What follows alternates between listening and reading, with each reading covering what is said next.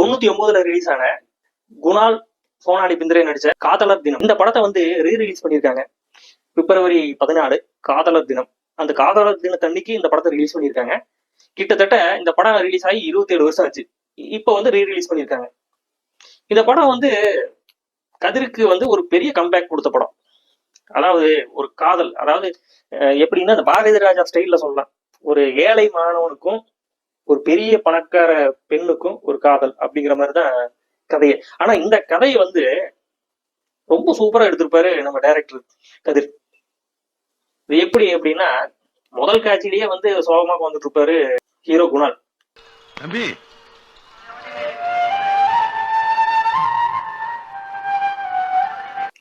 Manivannan sir வந்து கூப்பிடுவாரு, எப்ப இன்னைக்கு நியூ இயரு, எல்லாரும் சந்தோஷமா இருக்கிறாங்க, நீ மட்டும் ஏன்பா சோகமா இருக்க அப்படி கேக்குறாரு. சொல்றாரு, இந்த மாதிரி நான் வந்து பிளாஷ்பேக் சொல்றாரு. இங்கதான் நான் MBA படிக்கணுங்கிறது என்னோட ஆசை. அப்போ குணால் வந்து ஒரு ட்ரங்கு பெட்டியோட எங்க தூங்கிட்டு இருப்பாரு. அவருடைய சர்டிபிகேட் எல்லாம் பார்த்ததுக்கு அப்புறம் நாசர் வந்து பெரிய யூனிவர்சிட்டி வச்சு நடத்திட்டு இருப்பாரு மும்பைல. இந்த குணாலுக்கு வந்து சீட்டு தருவாரு. சீட்டு தந்து அந்த யூனிவர்சிட்டியில வந்து படிப்பாரு.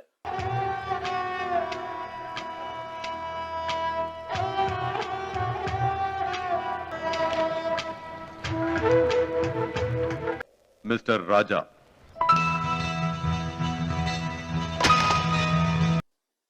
படிச்சுட்டு இருக்கும்போது சோனாலி பிந்திரே அவங்கள பார்ப்பாங்க. அதாவது எப்படி பார்ப்பாங்கன்னா, அந்த இமெயில் சேட்டிங், இதுல சேட்டிங், அதுல வந்து போட்டோஸ் எல்லாம் அனுப்பி, இவரு போட்டோவும் வந்து அவங்களுக்கு அனுப்பி, அப்புறம் ஒருத்தர் முகத்தை பார்த்துக்கிட்டு, அதுக்கப்புறம் பார்த்து மீட் பண்ணிக்காமையே வந்து ஒருத்தர் பேசிக்க மாட்டாங்க, பார்வையிலேயே வந்து காதலிப்பாங்க. Hi Malar. Correct, sent it. Hi Malar. Raja. யாரையா ராஜா? கடைசியில வந்து காதல் கடைசியில கை கூட்டுச்சா இல்லையா?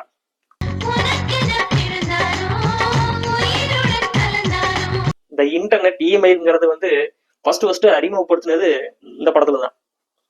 இந்த இமெயில லவ் பண்ணலாம், சேட்டிங் பண்ணலாம் அப்படின்னு ஒரு நெட் கேஃப், அதாவது ப்ரௌசிங் சென்டர்னா வந்து இப்படிதான் இருக்கும் அப்படின்னு சூப்பரா காட்டினது இந்த படத்துல தான்.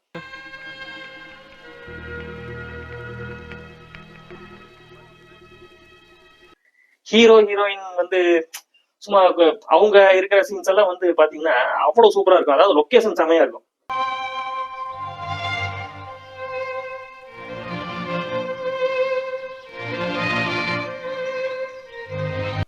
ஹீரோ ஒரு இடத்துல உட்காந்துட்டு இருப்பாரு, இல்ல நடந்துட்டு இருப்பாரு, அந்த இடம் வந்து பர்ஃபெக்டா இருக்கும்.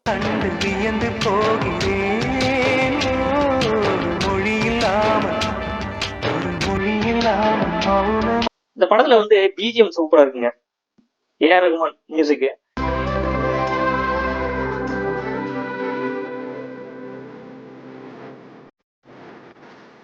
எல்லா படமும் சூப்பரா இருக்குங்க. எல்லா படமும் எனக்கு பிடிக்கும். இப்போ வரைக்கும் அந்த படத்துல எல்லா படமும் ஹிட்.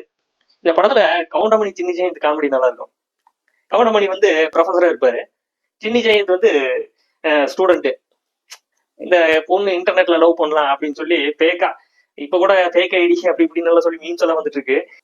இப்ப ஃபேக்கா, அதாவது ஒரு பொண்ணு டயானா வந்து இவ்வளவு லவ் பண்றான், கவுண்டமணி வந்து லவ் பண்ற மாதிரி, அந்த மாதிரி எல்லாம் வந்து இன்டர்நெட் இமெயில வந்து லவ் பண்ற மாதிரி எல்லாம் காட்டியிருப்பாங்க.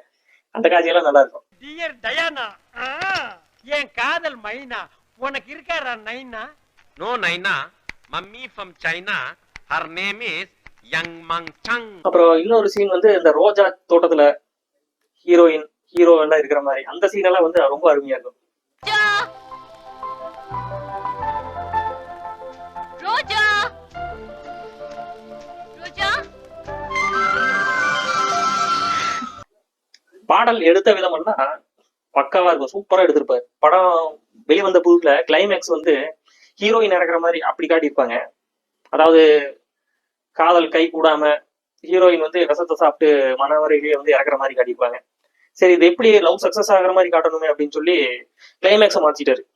அதாவது ஹீரோயினை வந்து காப்பாத்துற மாதிரியும், காப்பாத்தி ஒரு ஹீரோ வந்து ஹீரோயின் கழுத்துல தாலி கட்டுற மாதிரி, அந்த மாதிரி கிளைமேக்ஸ் வச்சிருப்பாரு டைரக்டர்.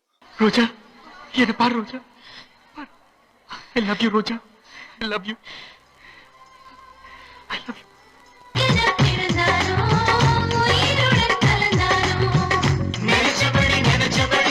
இந்த படம் இன்னைக்கு ரிலீஸ் ஆயிருக்கு. சூப்பரான படம், சிறந்த காதல் படம். எல்லாரும் தவறாம பாருங்க.